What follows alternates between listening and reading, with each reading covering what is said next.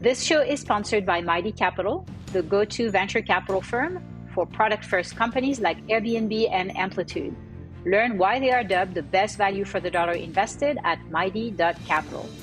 I'm SC Moadi, founder and chair of Products That Count, a 501c3 nonprofit engaging over 500,000 product managers. Our mission is simple: help you build great products through groundbreaking research, prestigious awards, and top-notch programming like this award-winning Top 1% podcast. Whether you're aiming to boost your career or turn your product team into a competitive advantage, this is your gateway. Visit productsthatcount.org and begin your product leadership journey. This particular series is hosted by one of the first chief product officers in the world, Renee Nemi, and each episode is a masterclass in product leadership. Renee, over to you. Hello. Today I have with me David Feuer. He is the Chief Product Officer of Galileo. Hey, Dave, it is so great to see you again. And I want to just start by saying congratulations on being a finalist for our top CPO award this year. Thank you. Great to be here. Excellent. I've been really looking forward to catching up. It's been a while, and I know you've got so many wonderful stories. Before we dive in, would you mind spending like 60 seconds or less, just a quick intro to yourself, Galileo and their products, and anything specific around like what you're responsible for at Galileo? Sure. So at Galileo, we help fintechs, banks, and brands reinvent how people connect with their money. So, customers use our platform and our technology to create financial solutions centered around people and their financial needs.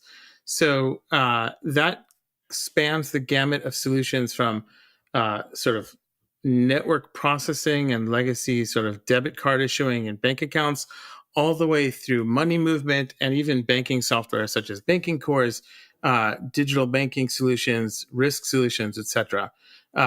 We're changing the way people connect with their money across multiple different segments. And we've got, we do business in 16 countries. We've got over 200 brands and over 150 million end users that use our software and solutions. So super exciting position as the Chief Product Officer of Galileo. And I'm just loving the opportunities across all these different segments, and all these different markets and segments to really have an impact. Amazing. It's funny because as chief product officers, well, actually as any product managers, impact is always such a high motivator, right? Like how many people's lives can you make better through the products we deliver? And wow, I had no idea that so many people are using your products. That has to be very rewarding. It's awesome. And it's funny because, we talk a lot about impact, but there's sort of quantitative impact and qualitative impact, right? There's, I think in terms of 150 million end users plus, right? It's like, wow, that's a lot of people whose lives we touch. And obviously financial services is sort of central to everybody's life. And so it's a very important component there. But there's also qualitative impact and how much of an impact we're having. And just looking at some of our larger clients and the services that they offer through us and their ability to let consumers get access to credit where they otherwise couldn't, or help build their credit score and sort of help them on their financial journey. It's something that's tremendously meaningful and something that I've really enjoyed. Yeah, I can imagine. So, obviously you didn't come out of college and walk right into this massive high impact role. So much of our journeys, there are always, like, you look back and there's these really interesting defining moments. So when you kind of look back on your journey, was there a particular product that you go, that was the defining moment for me where I knew, A, that this was going to be my forever job, and B, that you really feel like you had kind of made it as a product manager or leader? Yeah. And it's funny because it's sort of two different questions, right? I think there was a point at which I recognized I am now a product manager. And that was an impactful moment that I certainly would love to share. And then, of course, there's the point at which I had sort of an epiphany of like, this is what product management is. And this is how I need to sort of forge a new path to where I want to go in my career. And I think those are actually two different inflection points. I started off my career actually as an engineering major, and disliked it because I taught myself how to program in high school and found that I wasn't learning a whole bunch. And it was sort of the dot-com era, and so I was in university, and I decided to switch to be a business major because I really didn't know all that much about business. And of course, I thought I'd end up starting my own company. By the time I graduated, the dot-com era had completely failed. I don't know if failed, but the dot bomb era had come. And so I had to go get a job. And of course, regardless of my business training, I went and got a job as an engineer, as many of us started off our careers there. I was an engineer for 3-4 years. I became an engineering manager. I was enjoying it. And then I ended up I ended up getting into a number of fights with one of our product managers who just, at the end of the day, in retrospect, it was just that we weren't on the same page. I don't think his ideas were wrong. I don't think he was doing anything wrong, but I just had a very different philosophy and market strategy and just couldn't see the path to market using his approach. And through through a bunch of angry young man syndrome, I was able to have him reassigned to a different project, and basically had convinced the CTO at the time to make me the product manager for the product. And fortunately for myself, the product ended up very successful. And he basically said, congratulations, you are now a product manager. You are no longer an engineering manager. And really from that day, I've been in product management. So, greater than 20 years time, working as a partner with engineering managers and no longer being an engineering manager, sort of defining what the product is and where the market's going and what the customer problems are, and really being hyper-focused there. And that was sort of what kicked off my career in product management. So the background in engineering, and I did spend a number of years actually after becoming a product manager in consulting, because I was a big believer in platform economics and in the power of APIs and really developer experiences to supercharge the value proposition of a lot of these bigger companies. So I joined, I joined a small consulting firm, and I started a consulting practice, and that really shaped my perception of the market and my perception of where the customers are, because I really understood the technology and I really understood sort of how to best organize the activities around technology development to maximize the value for the customers, but really understanding the absorptive capacity, how a customer can absorb that technology and really leverage it for their best use. I really didn't understand that until I became a consultant. So I was in consulting for 6 or 7 years, and I discovered this company called Apogee that made building and deploying APIs and platforms much easier than many of the legacy technologies. And when Apogee was bought by Google, I started having conversations about joining Google. So I joined Google, and I ended up as the head of product management for Apogee at Google, which is Google's API management platform. And I learned a lot in that experience. But I think one of the defining moments that sort of was the crescendo of this arc of me discovering how customers can absorb technology and really use it for where they are in their journey, and not necessarily for where I am as a product manager. Was, I was working with one of the largest banks in Europe, BNP Paribas. They're a bank in Paris, and I had flown to Paris a whole bunch of times because they were very interested in modernizing and building APIs as this core strategic construct, and how they were building all their digital journeys. And I tried so many different ways to explain how I could help accelerate them, and it just wasn't resonating. It wasn't working. You get into the meeting and they want to work with me and I want to work with them, and it's like this clash of, I was enthusiastic about our technology and we had a great product, and they sort of just didn't understand how this would help them as a bank be more effective and be more powerful, and sort of help introduce innovation into the bank in this way. And so I took some time and I said, in the past, when I've tried to penetrate, sort of understand customers and understand where they are, sometimes it helps to learn about somebody's history and where they're from. And so I started researching BNP Paribas and what what their culture was, right, and sort of where they're from. And they had a super fascinating history where actually they had, they had bought this building called Maison Dorée, which is this very famous French iconic building. And the idea was to demolish it and build a new headquarters in the 1970s. And what happened was the community actually objected. The Preservation Society and the community said, no, this is a very iconic building. The building had been there since the 17th century and was a really well-known place where, for instance, Napoleon had a private cabinet in the back of one of the restaurants in that building. The restaurant was known for inventing Tournedos, Rossini, all these terrific stories about, rich French history. And so they objected to BNP Paribas knocking the building down and building this, this modern structure where this historic, iconic building had been. And so what happened was, in a day of rage, the architect basically said, fine, we'll keep the facade of the building. So the building will look to the community the way they expect to interface with it. And I'll knock down the rest of the building and then build the headquarters we want to build behind that building. And it actually exists till today. You can see BNP Paribas in Maison Dorée. They have the beautiful old facade of Maison Dorée and a modern glass building behind it that was their headquarters for many years. And what ended up happening was it created this movement called facadism, where the fronts of buildings, the facades of the buildings were preserved, but the back of the buildings were able to be modernized for the needs of the company or the community or the apartment building or whatever was building was being built there. And I used that as a parable, and I said, sort of keep a familiar facade for your customers with modern omni-channel journeys that allow your company to interface with them in the way they expect, where they are, where your customers are, and then modernize your backend at whatever speed you want, whatever speed is demanded by your business. And I basically said, it's in your DNA. You invented facadism. All you're doing is taking that invention and bringing it to the digital world. It resonated immediately, and the project was a huge success. They became a very important client. And it's actually one of the key points at which I got very interested in the effect that digital can have in financial services.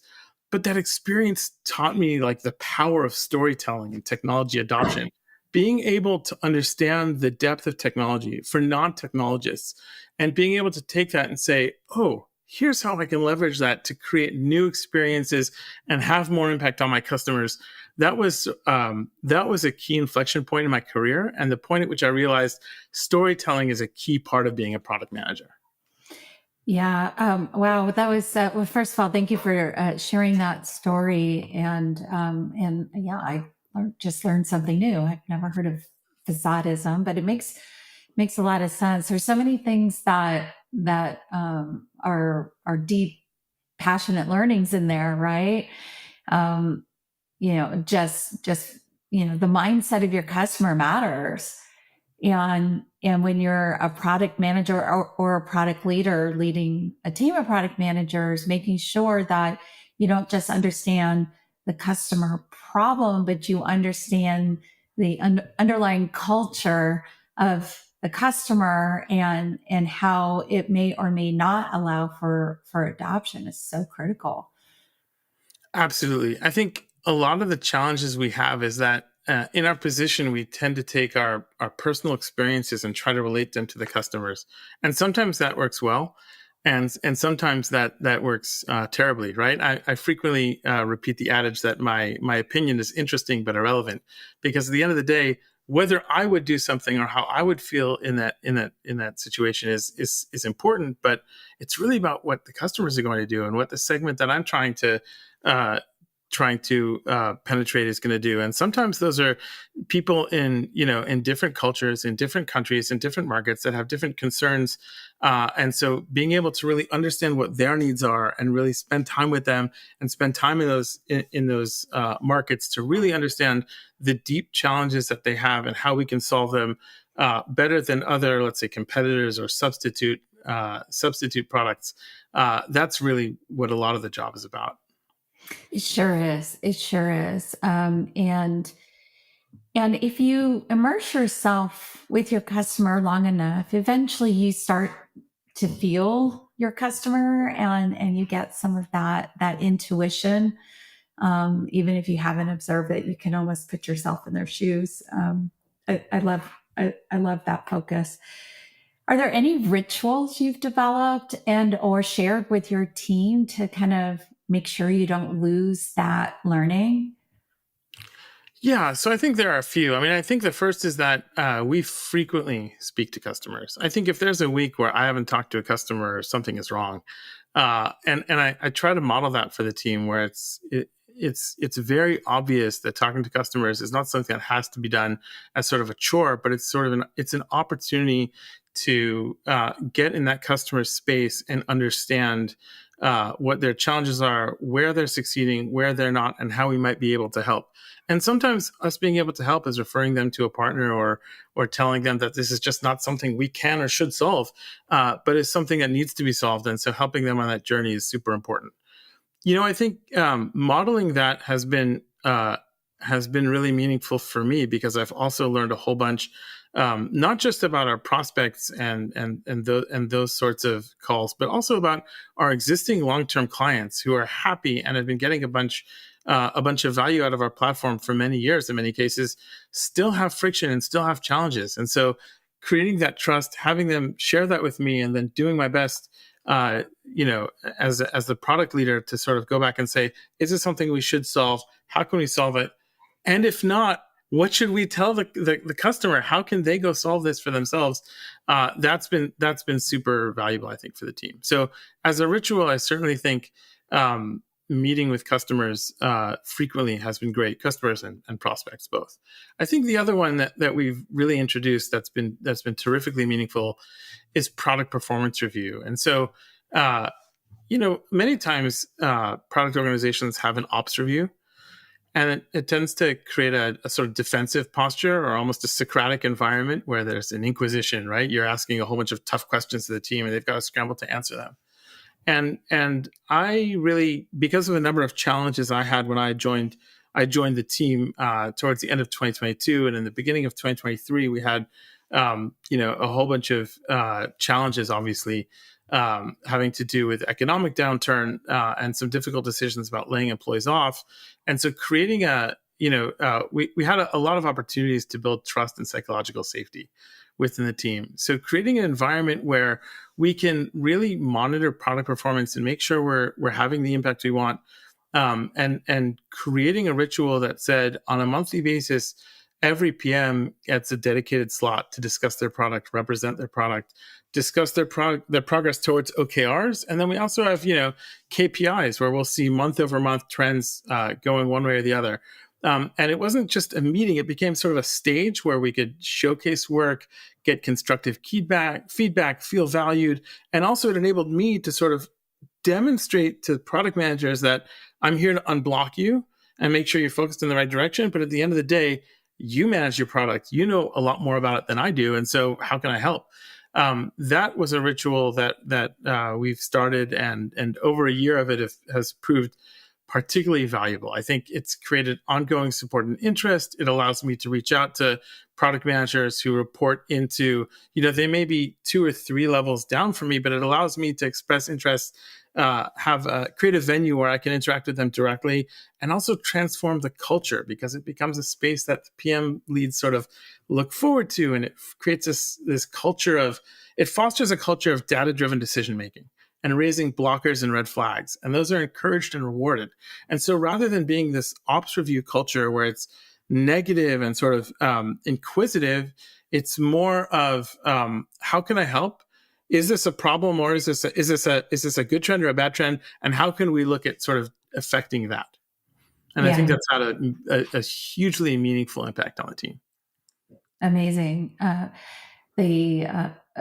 It sounds like you've created a really welcoming environment and that fosters collaboration and psychological safety, which is super important because you want product managers to ask questions when they have questions, and you also want them to take a certain amount of calculated risk. And if you create a culture of safety, you can really put the guardrails on there and B, just keep that conversation going, which I think is super high impact. Great stuff. All right. Well, so obviously you're a really busy guy. And by the way, you're in good company because most chief product officers, actually anybody in the C-suite is really, really busy. And so much of your decision making is guarded by like, okay, I only have, so many hours. How am I going to allocate those hours? Tell me your philosophy on where you spend time as a leader. How do you think about your time in that context? Yeah, so it's funny. I was thinking as you were asking the question that the nonstop meetings are a perfect example of product management, where you're constantly faced with nonstop market trends, customer demands, engineering challenges, and opportunities, and you're just constantly making trade-offs for the higher value activities. Right? It's really just a magnified version of that. In terms of where I try to spend most of my time, I think it's a really complex question. I think we've got some significant market dynamics that are opportunities that we are ripe to take advantage of. And so being able to figure out how to balance taking advantage of those opportunities and really delivering net new value propositions to the market, balancing that with sort of strategic thinking around steering our product portfolio in a way that makes sense for all of our market segments. Again, we've got market segments like banking software, where you have folks who've worked in banks. As an example, we have a banking core, and there's sometimes when we're talking to a bank, and they have somebody that's been at that bank for 25 to 30 years working on banking cores. So it doesn't get any deeper. And running the gamut from that all the way to, let's say, a brand, and this is embedded finance, right? A brand that wants to offer a credit product, or a brand that wants to offer deposit accounts to customers, but they know nothing about banking. They literally know nothing about financial services. And so they're sort of asking us, hey, we know we want to get into this space, but we really know nothing about it, as opposed to having 25 years of experience where it simply doesn't get any deeper. Being able to create a product portfolio across those dimensions of customer segments and personas becomes incredibly challenging. And so I try to spend a lot of my time thinking about the customer journeys and how we're supporting them, and really spending time on focusing on a few things as opposed to focusing on everything, because there's simply no way we can focus on all the things that are important. It's really not a question of what's important. It's what's more important versus what's less important. And I will tell you selfishly that I like to focus on the things where I think we're also contributing to society. So we're also doing things where we're helping in the areas of financial inclusion and responsible lending, and creating products that are alternatives to, let's say, more predatory financial products that exist in the market. So I definitely sort of have, that's a personal leaning that I have, where we really want to help people connect with their money, and we want to be a positive force in their financial life. And so that's really important to me. In terms of my focus this year, I'd say there's two specific areas, and they couldn't be more different. I think the first is I'm really focused on helping my team figure out how to capture micro moments for our clients. If I think about our clients are, let's say, fintechs, neobanks that have customers themselves. And so if I think about the micro moments and sort of a deep understanding around, let's say, lending decisions, there's 2 or 3 micro moments, it turns out, where customers are making decisions about lending. The first is when they're at checkout. You're checking out from a site and you see something's very expensive. Do you want to hit that buy now, pay later button and sort of create that impulse buy and buy something that you probably can't afford at that very moment, but may be able to afford over time? And that's one micro moment. And while we do support that more or less, we don't support it in an impulse form factor, because we feel that that's not the most responsible way to extend lending. And so we actually prefer to create a database approach and enable the bank to proactively offer, hey, if you need it, you have money that you can borrow in this sort of environment. And so that's one micro moment. But there's other micro moments too, right? When a customer gets their bill for a product, when a customer sees a charge for their card, those are micro moments where we can help inform inform them about better lending decisions than, let's say, simply allowing the charge to live on their credit card as a piece of credit card debt. And so being able to figure out how to identify those micro moments, capture them, and really understand the micro moments for that specific segment and bring that to our clients and open up those micro moments as opportunities for our clients to offer products. I think that's core to our identity as product managers. And so that's one of the two areas where I'm spending my year for sure, is how do we identify those key micro moments and open those up as opportunities for our clients to get in front of their customers in their digital flow. The second one, which couldn't be more different, is banking software. The disks may be faster and the shelving may be shinier, but at the end of the day, banking software looks like these big refrigerator-sized things that are in somebody's basement, some data center somewhere. And that's not just a statement about hardware. It's also software. It's heavy, it's monolithic. It all looks and operates like it did in the 1960s. And so as I think about like how other industries have really adapted, like retail and telecom, and sort of, if you think about the dominant designs in those markets, even on the consumer side, right? The rotary dial telephone has turned into an iPhone, right? For a while it was a pager, and then there was like a pager with a keyboard, a BlackBerry type thing, and now it's a slab of glass, right? Or the retail manual cash register and how that's become Amazon's just walkout. Like, software in those industries has fundamentally changed the consumer experience so much that it's almost unrecognizable. And yet in financial services, we've got this COBOL-driven monolithic software that looks like it did in the 1960s. And so really trying to figure out how we create an environment for the next generation of developers that are that are graduating university with cloud native skills, expect a cloud native environment, expect cloud native software, and want to interact and cause a bank to operate at the speed that the market expects and that the market is sort of demanding of banks. That's, I think, a key part of modernizing banking software. And there was a study in last year that 47% of checking accounts were opened in neobanks and banking challengers. They weren't open in banks, in traditional banks. And that's because the neobanks operate at the speed that the internet expects and not at the speed at which the bank software holds them back. So really kind of figuring out how to unlock banking systems and banking software and deliver that so that the banks can meet the needs of next generation customers, whether they're developers trying to build on that bank's technology or whether they're customers of the bank. How do we allow the bank to operate at internet speed and unlock sort of that banking software challenge? That's, I think, the other key area of focus for me. And so between the micro moments and the banking software challenge, we've got our hands full. Yeah, I would say so. And what strikes me is really there's a really interesting balance in your two areas of focus that are fairly, I would say, short-term in nature, and some that are fairly visionary and innovative in nature.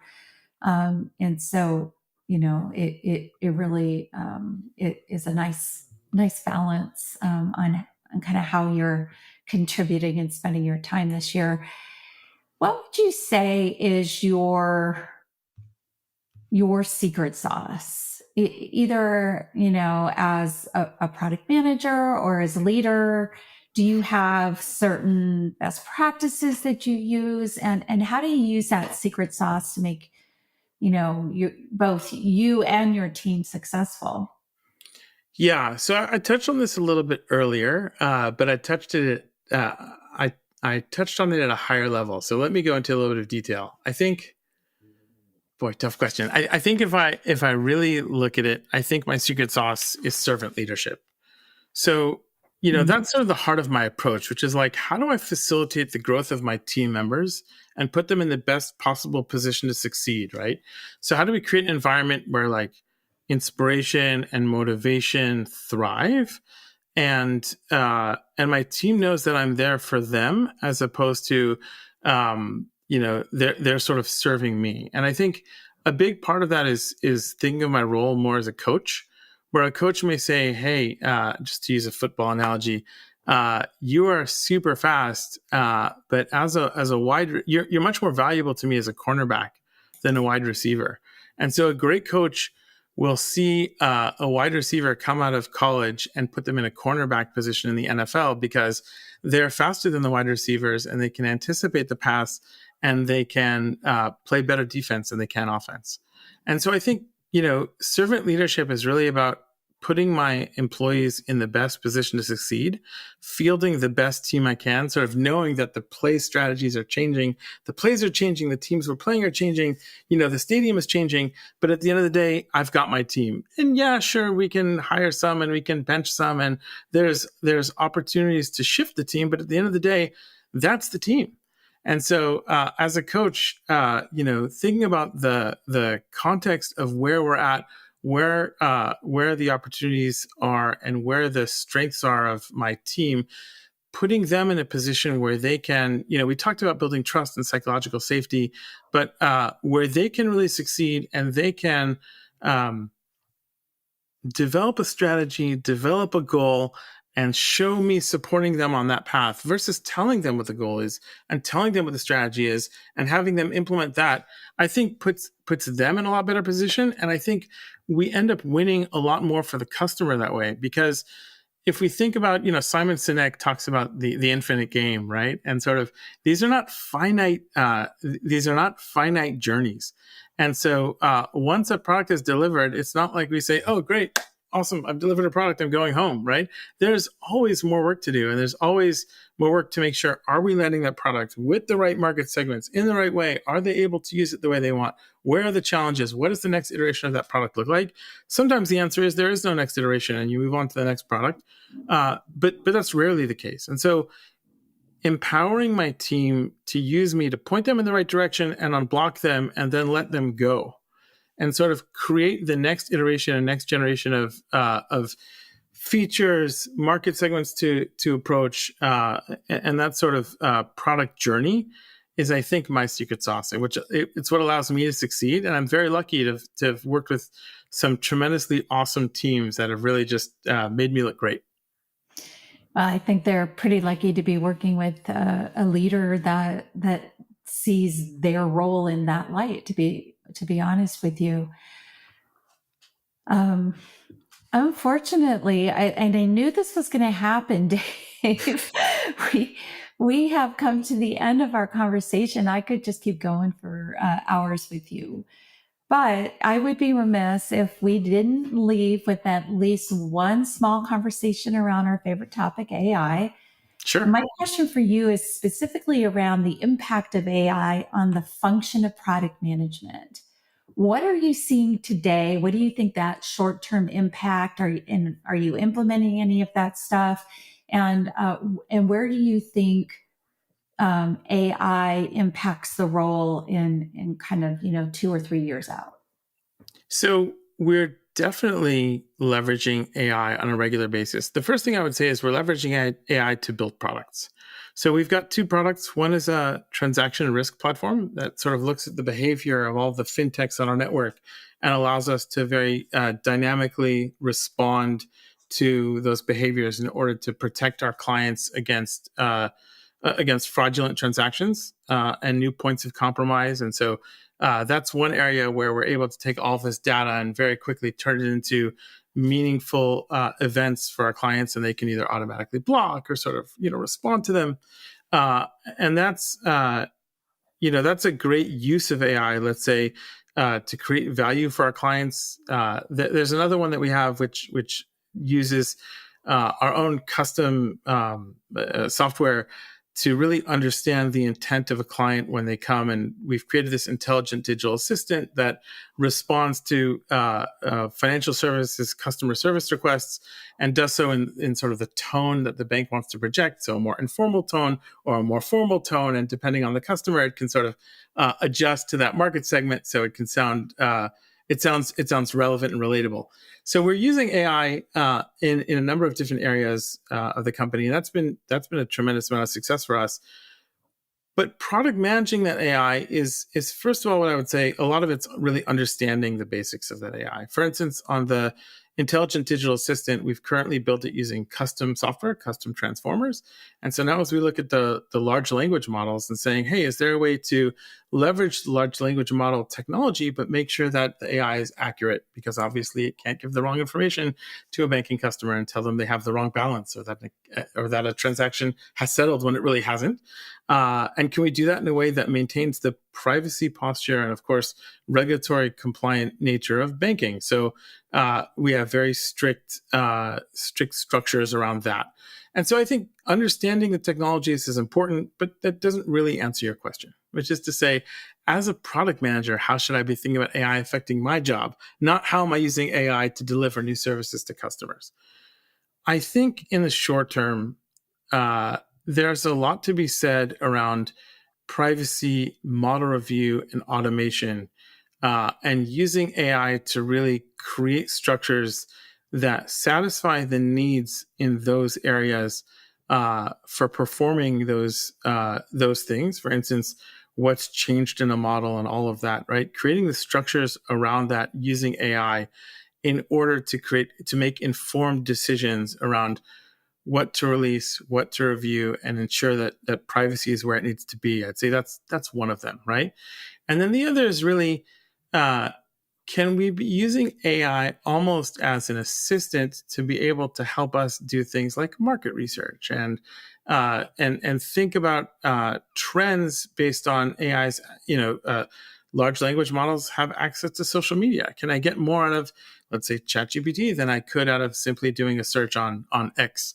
Well, on Twitter. Sorry, I haven't quite made the shift yet. So, can we take what used to be sort of static searches and make them dynamic? And so I think leveraging AI to really help inform us about trends and market decisions and sort of that whole world, I think that's key to being a product manager today. And I simply don't see a situation where somebody's writing somebody wants supporting statistics for a given area, and they can get better results out of a simple search query than they could, let's say, out of an AI search in one of the large language models that we know about today. So I think there's definitely a piece to be said there, and I think that's important. If I think about the impact 3 years from now, I can certainly pretend to predict the weather 3 years from now, and I'd probably do a better job than predicting where AI will be 3 years from now. I think my recommendation to product managers would be this. Around 20 years ago, as an industry, we began a shift from a 250-year-old industrial era of product development to a digital era of product development, from supply aggregation to demand aggregation, from sort of physical platforms to digital platforms. And that really changed consumer behavior because we sort of immersed ourselves rather than going about town for 3 or 4 hours and doing what we needed with, let's say, groceries and banks and cell phone stores and sort of all of the presence of all the brands that we use were centered around the economic activity that was in the center of town. We've shifted that to the digital world. And so figuring out how to get in customers' digital flows and figuring out how to create new flows and sort of be there when customers need you to be there and disappear was the name of the game in digital. And that's why we had these digital assistants and sort of Amazon Alexa and Google Home and all these, and the Apple Watch and all these things sort of created new modalities and new experiences where customers could get what they needed in the digital world because they were spending 3 or 4 hours in front of a screen as opposed to 3 or 4 hours going about town. And I think that shift to digital, we're going to see a similar shift with AI. I think it's going to take the transformation much further, embedding itself into our daily interactions. And so understanding what are the guardrails around those interactions, what do customers need, and how to serve them within that model, I think that's the name of the game. We don't know what it's going to look like. I don't think any of us have any idea 3 years from now how AI is going to shape the customer experience, particularly the consumer experience, but also in a business context. So we know what the tools are looking like today. If I think about the tools of tomorrow, all I can think about is maintaining the optionality and flexibility in my product so that I can solve a problem in whatever modality comes to be the expected sort of interface that AI provides. Does that look like Siri? Does that look like a text box in a device? I don't know, and I don't think. I think we've all got ideas, but I think maintaining that optionality is going to be key. And I think 3 years down the line, we're going to be having a very different conversation about how we're taking that optionality and applying that to the consumer experience. Yeah. Yeah. I love the way you're really kind of framing this, just to kind of put it in my own words. It sounds like, hey, it's pretty obvious. You can kind of check, chunks in the short term and you start to implement what makes sense. But in the long term, who knows? And so you kind of have to keep that flexibility, growth mindset and anticipation and just continue to experiment. Absolutely. 100%. I couldn't have said it better. Awesome. Hey, Dave, it was so much fun spending time with you. Thank you for sharing all of your insights. And I just want to, again, congratulate you on a well-deserved finalist as a top CPO this year. Thank you. This is SC Moadi again, founder and chair of Products That Count. Thank you for listening to this episode. If you like what you heard, be sure to leave us a review on your favorite platform, including Spotify and Apple. And please check out our other resources at productsthatcount.org. They're designed to accelerate your product career and make product the most important function in business. Until soon.